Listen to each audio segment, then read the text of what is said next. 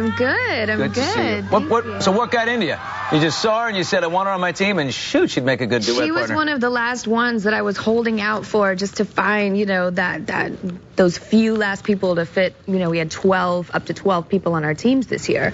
And, you know, you got to be choosy. And when I heard her voice, I was just completely inspired. She was hitting all the notes. Mary J. Blige is a very, you know, hard person to try and fill the shoes of, and she was great. So I was like, let me grab a mic and let's just, you know, do our thing together, because she was on my team and I was owning it. She had to be nervous, though. You get up there to sing with her. Yeah, oh no. I mean, your voice, you just opened that mouth. I'm like, oh, Sarah, you're good. But Christina up there with the thing. Thank you. No, but she was great, and you know, it's more about just like having fun and bonding with other talent, and the show is just great for that reason. You know, I love supporting fresh new talent, upcoming greatness that has yet to be discovered. So it's very exciting for me to be a coach. When you sing live, you nail it. We've all heard different, you know, pop stars, singers, we don't have to go and name any, who sometimes muff it up when they go live.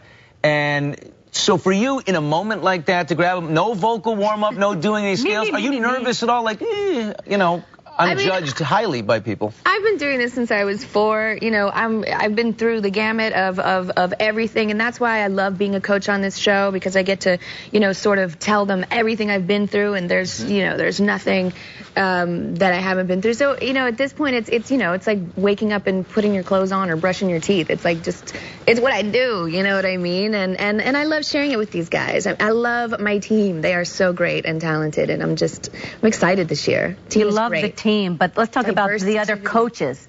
All men out there. It's the boys club. How's it being the only female out there representing? Are they gentlemen all the time to you? Oh, of course not. Yeah.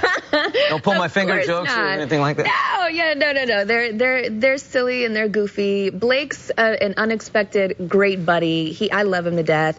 CeeLo is creative and interesting. I love him. Yeah, I love him too. Adam and I have great banter. No, Adam's great. So, sometimes, I mean, we all, you know, we can pick on each other, but if someone else tries to pick on us, we're like, hold up. You know, it's kind of like that brother-sister kind of family. You know, you can tease each other, but anybody else try to do it, it's not okay. All right, out of all the boys, who would be the best friend? Like if you had to talk about something, you know, something emotional or heavy in your life, who would you go to? At this point, I'd probably go to Blake. Blake. Yeah. All right, what about who would be of the judges the best boyfriend?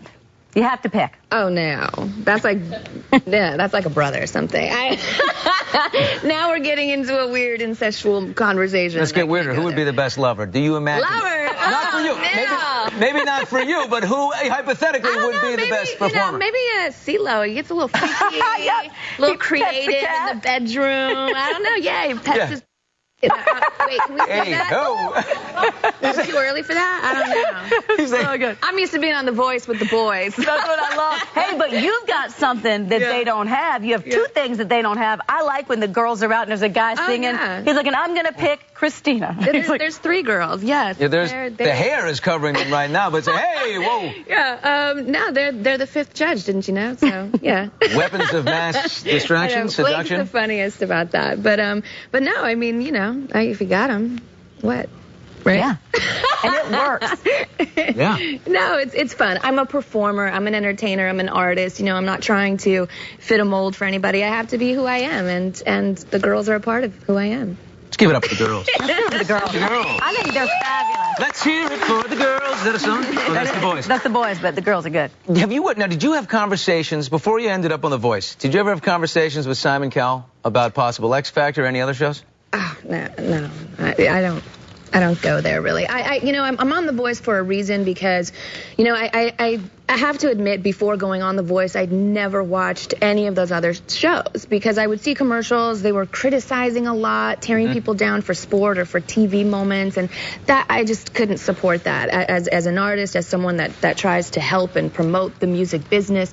And the show, it brought it back to real voices and music, and that's what I was so taken with in the blind audition part, you have to prove that you can sing first, get your foot in the door. Then the battle rounds, you have to bring your stage presence to the table. And then, instead of just sitting there and kind of watching them do their thing and then critiquing it, we're in the rehearsals with them. We're coaching them all the way. We're sending emails back and forth. We're choosing songs. I sit on my bathroom floor, like old school with a boombox and like thousands of CDs and just going through song choices and things like that. So, do you think The Voice has set the new standard? Because for me as a viewer, I love The Voice because you go straight to the action. I mean, you get straight to the talent, and it's what I want now. Yeah, thank you. I know. I love that it's genuine. It comes from a real, genuine place. All of us as coaches are really invested, and it gets interesting too because the twist is once our chairs are turned around, we're in the hot seat, and all of a sudden, they get to choose which one of us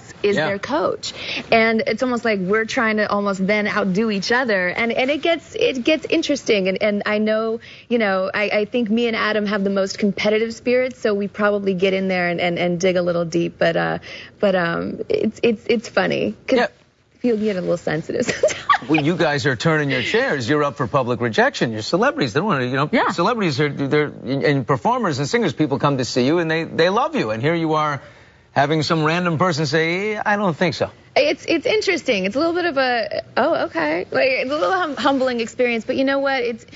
It's what I love about it because each one of us, I have, I didn't really know the guys going into this project, but coming out of it and knowing them now, I have such respect for them as artists, and we all come from different genres of music, and there's a coach for each kind of specific talent out there, and maybe, Blake would be a better coach for someone, or I would be a better coach for a country artist. You never know. It's all about a chemistry and a vibe and a connection and a mutual respect for each other as artists. So it's a really fun show to be on. Yeah, the talent, as I said, just so good. Fellow Mouseketeer came out this year. Yeah, interesting. I didn't even recognize him at all. It's so funny to me how, we all are coming up here and there and everywhere. Yeah. Ryan Gosling, right? I mean, look at this. What was in the water there? Look at that. And wait a minute, who was dating? So this guy, Tony, was dating Carrie Russell. Carrie Russell. Yeah. Who did you have a crush? You said that Britney had a crush on him. Who did you have a crush on? I didn't know. Did you date anybody? Go with Gosling or Timberlake. Is your first kiss in that picture? We can't even talk about all that stuff. You don't. Think so? It is amazing that when you look at that, of how many great talents have come out of that one class picture we just saw. Like, that's crazy. It's crazy. Britney, Justin, Ryan, Carrie. Now Tony is kind of coming out on TV now, so it's interesting. Wow. I want to go back in the day. Who was the mean one? You're not going to answer that, but I have a bunch of questions about the Mouseketeers. What's your favorite Gosling movie? Well, you don't hear of them now anyway. So. That's true. The mean ones are out. What did you say? What's your favorite Gosling movie? Ryan Gosling. I thought Blue Valentine he was really great in. You see him sort of age and progress over time, and I thought he was good in Drive. Very, You see Drive? Drive was a great soundtrack. I love the Drive soundtrack. But Ryan was really great because he says like 2 words in the whole movie, and you're still sort of captivated. So, yay! That's off to him. Quickly, how's Max, your 4-year-old? You doing well? Amazing, yes, amazing. He's 4. He's doing great. He's active, a boy. Yeah, he's very musical, very theatrical in a way. Look how cute. Yeah. Does he know you're very famous? Superstar. Aware of that? I don't know yet because I really downplay the whole thing. And if there's cameras or paparazzi or anything like that, I just kind of ignore it and say, he gets a little temperamental with them. He's kind of protective of mommy. But I try to relax the situation and not make anything a big deal. He's your little He's man. like a little Alec Baldwin.